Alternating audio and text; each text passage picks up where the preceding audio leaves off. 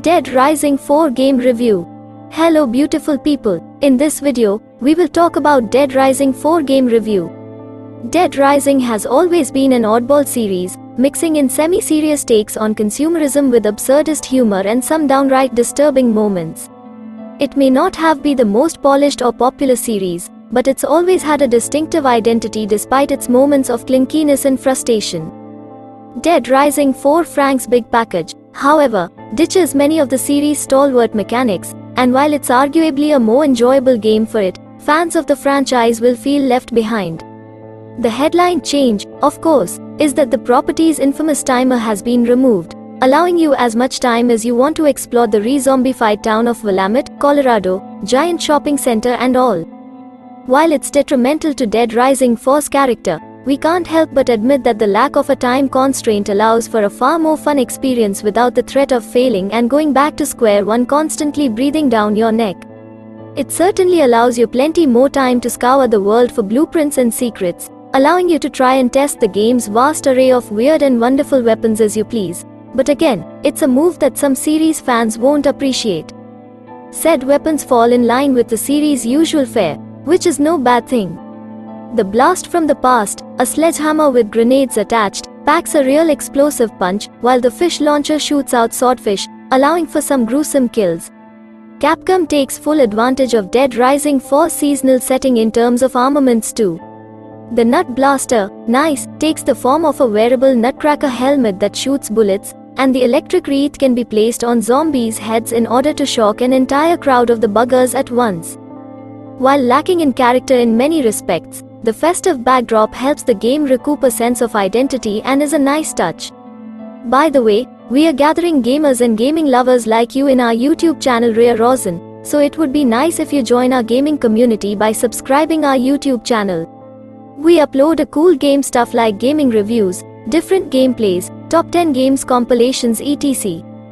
Of course, chief among the new weapons is the new exosuit, found in various places around Willamette, and boy does it pack a punch. The suit feels weighty, and each punch sends zombies flying for miles. As well as being able to grab giant swords and chain guns, Frank can also use objects to modify the suit. Grab onto a slushy machine, for example, and you'll be able to shoot ice blasts to freeze enemies before smashing them to pieces. Gunplay is much tighter this time around. Aiming feels a lot more responsive, meaning that the huge lineup of base and combo guns are a viable option for taking down the undead. In fact, combat in general is the series' best yet thanks to the sheer amount of zombies on screen.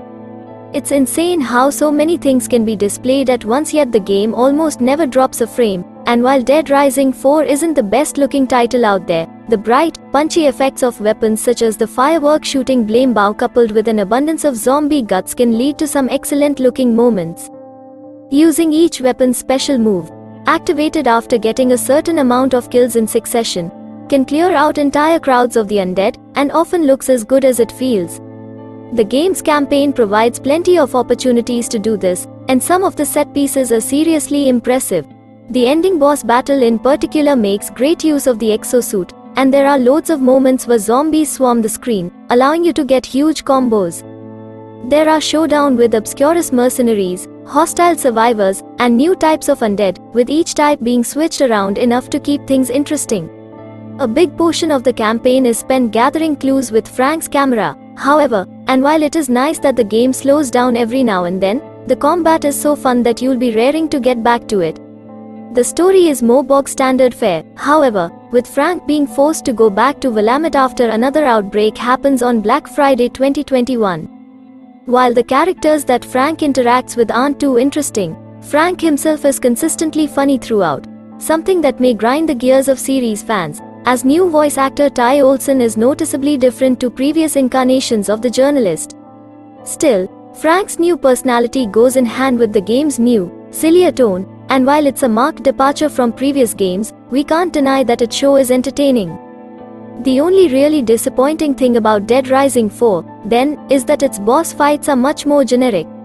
Previous games in the series have focused on the broken humans that the apocalypse has affected as much as the apocalypse itself, but the maniacs in this incarnation aren't particularly interesting.